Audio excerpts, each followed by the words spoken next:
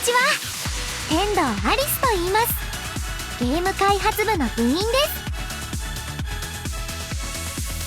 最近はコーディングを習い始めて、簡単なプログラミングもできるようになりました。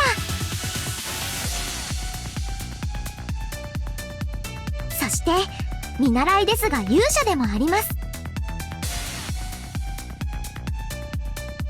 勇者は何かが特別得意というわけではありません。でもみんなと一緒に勇気を出して地平線の向こうまで旅に出るお仕事です。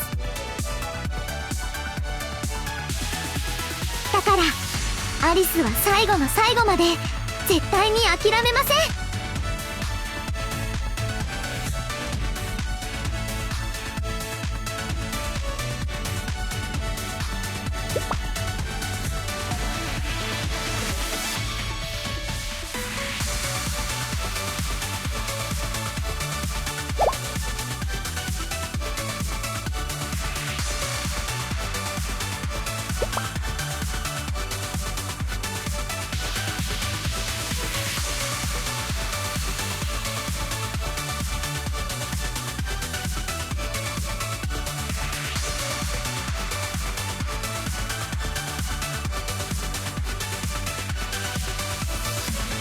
わかりました、アリス。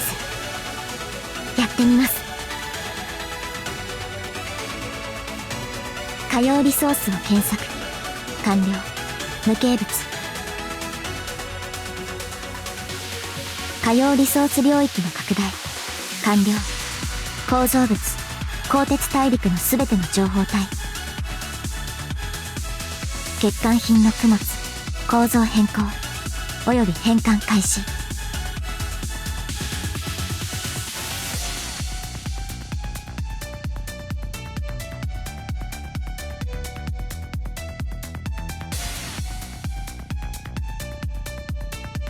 ミレニアムの勇者アリスがここに宣言します。私たちは手を取り合って前に進み限界まで挑み続けます。たとえ理解されなくたってアリスは平気です。アリスはアリスが正しいと信じることをこれからもずっと続けていくだけですから。それこそがアリスの自己証明です。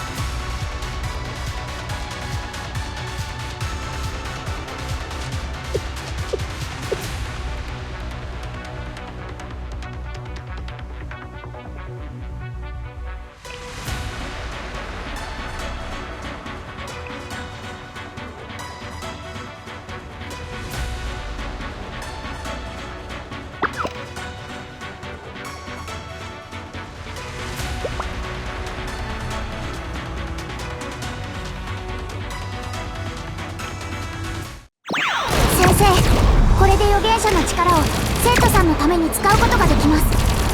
補足、ゲームで例えるとバフ効果です。戦いを終わらせましょう。私たちがその力を使ったら預言者は鋼鉄大陸から完全に消えてしまいます。